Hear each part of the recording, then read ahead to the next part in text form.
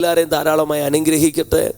ഈ പ്രഭാതത്തിൽ എല്ലാവർക്കും ഒരിക്കൽ കൂടെ സ്നേഹവന്ദനത്തെ അറിയിക്കുന്നു.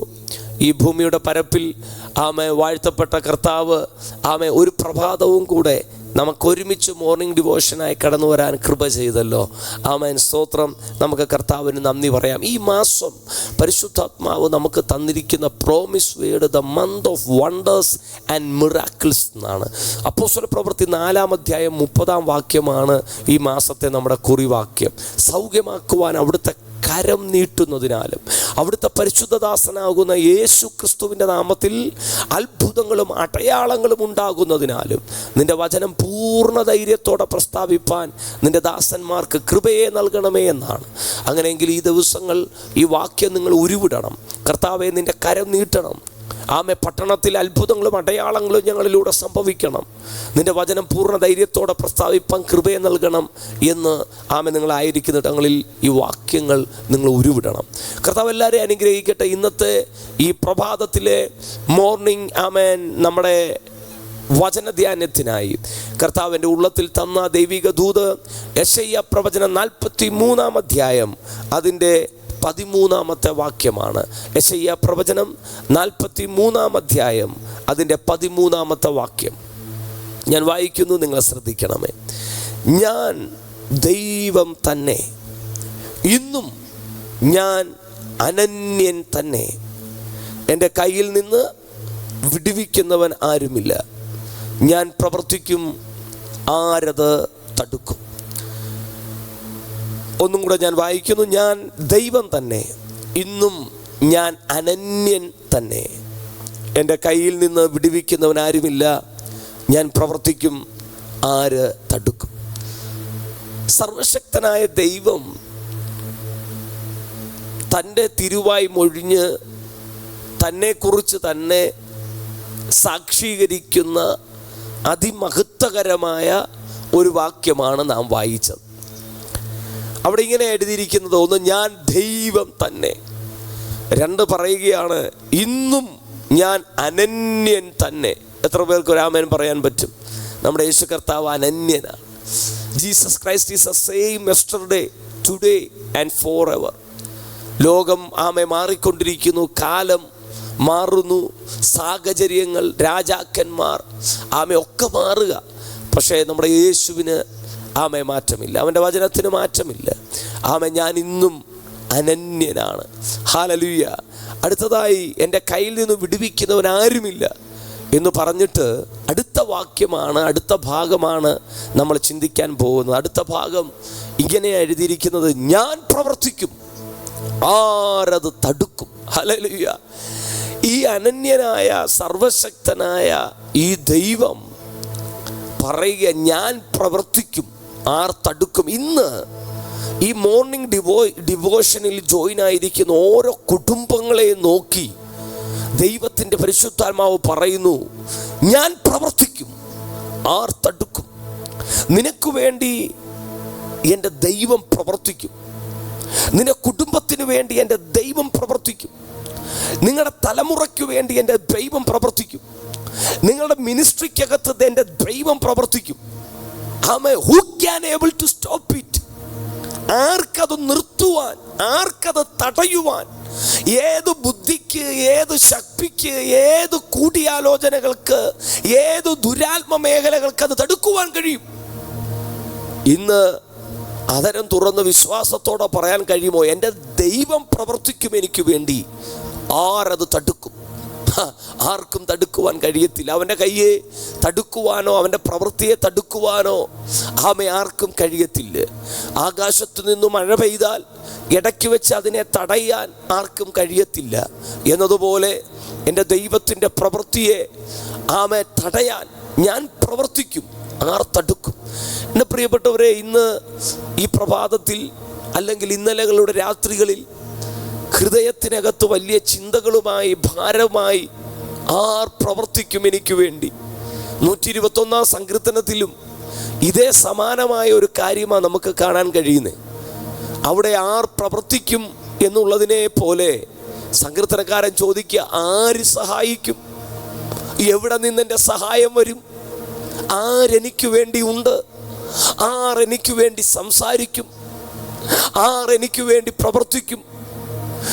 ഇങ്ങനെയുള്ള ചോദ്യങ്ങളുടെ നടുവിൽ ഇന്ന് പകലിൽ ആയിരിക്കുന്ന പ്രിയ ദൈവജനമേ, പരിശുദ്ധാത്മാവ് നിങ്ങളോട് പറയുകയാണ്, ആർ എന്നെ സഹായിക്കും? ആർ എന്നെ വിടുവിക്കും? ആർ എനിക്ക് വേണ്ടി ഇടപെടും? ആർ എനിക്ക് വേണ്ടി ഒരു കരം നീട്ടും? ആര് എന്നെ എനിക്ക് വേണ്ടി ഒന്ന് ഇടനിൽക്കും? ഇടിവിൽ നിൽക്കും? ആർ എനിക്ക് വേണ്ടി പ്രവർത്തിക്കും? എൻ്റെ സഹായം എവിടെ നിന്ന് വരും? ഇവിടെ വചനം പറയുകയാണ്, ഞാൻ അനന്യൻ തന്നെ, ഞാൻ ഇന്നും അനന്യൻ തന്നെ. ഞാൻ നിനക്ക് വേണ്ടി പ്രവർത്തിക്കും. ഞാൻ നിനക്ക് വേണ്ടി പ്രവർത്തിക്കും. ഒരു കരവും നിനക്ക് വേണ്ടി പ്രവർത്തിപ്പാൻ ഇല്ലാതിരിക്കുമ്പോൾ ഞാൻ നിനക്ക് വേണ്ടി പ്രവർത്തിക്കും. പ്രിയപ്പെട്ടവരെ, ഞാൻ സ്വർഗത്തിൻ്റെ കിളിവാതിൽ അല്ലെങ്കിൽ സ്വർഗത്തിൻ്റെ വാതിൽ നിനക്ക് വേണ്ടി തുറന്ന്, ഞാൻ നിനക്ക് വെളിപ്പാടിൻ്റെ കലവറകളെ തുറന്ന്, ഈ ലോകത്തിൽ ഇതുവരെ ആരും കണ്ടിട്ടില്ലാത്ത സ്വർഗീയ രഹസ്യങ്ങളുടെ ചുരുളുകൾ അഴിച്ച് ഞാൻ നിനക്ക് തരാം എന്ന് പറഞ്ഞല്ല കർത്താവ് യോഹന്നാനെ പത്മോസിലേക്ക് കൊണ്ടുപോയത്. കർത്താവ് കാരാഗ്രഹം വാതിലുകളൊക്കെയും തുറക്കാം, ചങ്ങലകളെ അഴിക്കാം, കാരാഗ്രഹ പ്രമാണിയെ സ്നാനപ്പെടുത്തിക്കാം എന്ന് പറഞ്ഞുകൊണ്ടല്ല കാരാഗ്രഹത്തിനകത്ത് പൗലോസിനെ കയറ്റിയതും. നമ്മുടെ ജീവിതത്തിൻ്റെയൊക്കെ ഓരോ പ്രതിസന്ധികൾക്കകത്ത് നമ്മൾ കയറുമ്പോൾ അല്ലെങ്കിൽ നമ്മൾ ചലിക്കുമ്പോൾ, യോഹന്നാനോട് വെളിപ്പാടിൻ്റെ കലവറ പത്മോസിൽ തുറക്കാമെന്ന് പറഞ്ഞല്ല ദൈവം കയറ്റിയത്. ദൈവഭക്തന്മാരെ പഠിക്കുമ്പോൾ അവരുടെ പ്രതിസന്ധികൾക്കകത്ത് ഞാൻ ഇന്നത് ചെയ്തോളാം എന്ന് പറഞ്ഞല്ല കർത്താവ് അവരെ ആരെയും കയറ്റിയത്. അവരുടെ മുമ്പിൽ, അവരുടെ തലയ്ക്ക് മുകളിൽ കഴുകൻ വട്ടമിട്ട് പറക്കുമ്പോഴും, അവരുടെ അരികിൽ അസ്ഥിക്കൂമ്പാരങ്ങൾ കടക്കുമ്പോഴും, വിഷപ്പാമ്പുകൾ എഴയുമ്പോഴും, തിരമാലകൾ, ചീങ്കണ്ണികൾ പിടിക്കുവാൻ തിന്നുവാൻ നോക്കി നിൽക്കുമ്പോഴും, എല്ലാ വാതിലുകളും തൻ്റെ മുമ്പിൽ അടഞ്ഞു നിൽക്കുമ്പോഴും ഒരു ചോദ്യം, ആർ പ്രവർത്തിക്കും? പത്മോസിൽ എല്ലാ വാതിലുകളും അടഞ്ഞു, അനന്തരം എല്ലാ സാധ്യതകളും അടയുമ്പോൾ ആർ പ്രവർത്തിക്കും? ഇന്ന് പകലിൽ ഇതേ സമാനമായ ജീവിത അന്തരീക്ഷങ്ങൾക്കകത്തൂടെ കടന്നു പോകുന്ന ചിലരില്ലേ? ആർ എനിക്ക് വേണ്ടി പ്രവർത്തിക്കുമെന്ന് ചോദിക്കുന്ന നിന്നെ ഈ വിഷയങ്ങൾക്കകത്തേക്ക് കടത്തിവിടുമ്പോൾ, ഞാൻ പ്രവർത്തിക്കാൻ, ഞാൻ ഇന്നതങ്ങ് ചെയ്തോളാമെന്ന് മുന്നമേ പറഞ്ഞിട്ടല്ല കർത്താവ് കയറ്റുന്നത്. പത്മോസിലേക്ക് കയറ്റിയപ്പോൾ, ഞാൻ അവിടെ നിനക്ക് വേണ്ടി വാതിൽ തുറന്നോളാം, സ്വർഗത്തിൽ ഇവിടുത്തെ എല്ലാ വാതിലും അടയും, ഭാരപ്പെടുവൊന്നും വേണ്ട, ഞാൻ സ്വർഗത്തിലെ വാതിൽ നിനക്ക് വേണ്ടി തുറക്കാം, ഞാൻ ആത്മവിവശത തന്ന് ഇതുവരെ ആരും കണ്ടിട്ടില്ലാത്ത കാര്യങ്ങൾ തരാമെന്ന് പറഞ്ഞൊന്നും അല്ല കർത്താവ് കയറ്റിയത്. പക്ഷേ ആ പ്രതിസന്ധികളുടെ നടുവിൽ ഒരു ചോദ്യം അകത്തളങ്ങളിൽ പൊങ്ങി വന്നു, ആർ പ്രവർത്തിക്കും? ഒരു ഉത്തരം, ഇന്നും ഞാൻ അനന്യൻ തന്നെ എന്ന് പറഞ്ഞാൽ, അന്ന് ചെങ്കടലിൻ്റെ മുൻപിൽ ആർ പ്രവർത്തിക്കുമെന്ന് മോശ ചോദിച്ചു. കാരാഗ്രഹത്തിനകത്ത് ആർ പ്രവർത്തിക്കുമെന്ന് ഒരുപക്ഷെ അപ്പോസ്തലന്മാർ ചിന്തിച്ചു. പത്മോസിന്റെ ഏകാന്തതകളിൽ എല്ലാ വാതിലുകളും അടഞ്ഞതിൻ്റെ നടുവിൽ ആർ പ്രവർത്തിക്കുമെന്ന് യോഹന്നാൻ ചിന്തിച്ചു. ആയതിൻ്റെ നടുവിൽ അനന്യനായി ഇറങ്ങി വന്ന് പ്രവർത്തിച്ച ദൈവം, ആ ദൈവത്തിൻ്റെ കരം ഇന്നും കുറുകിയിട്ടില്ല. പരിശുദ്ധാത്മാവ് ഈ പ്രഭാതത്തിൽ ആരുടെയോ ശുദ്ധ മനസാക്ഷിയെ തൊട്ടുണർത്തി വിളിച്ചു പറയുന്നു, ഞാൻ ഇന്നും അനന്യൻ തന്നെ, ഞാൻ പ്രവർത്തിക്കും, ആരത് തടുക്കും? ഞാൻ പ്രവർത്തിക്കും, ആരത് തടുക്കും? ഇന്ന് പകൽ ആർ എനിക്ക് വേണ്ടി പ്രവർത്തിക്കും? എൻ്റെ കുടുംബത്തിന് വേണ്ടി പ്രവർത്തിക്കും? ആർ എനിക്ക് സഹായം തരും? എൻ്റെ സഹായം എവിടെ നിന്ന് വരും?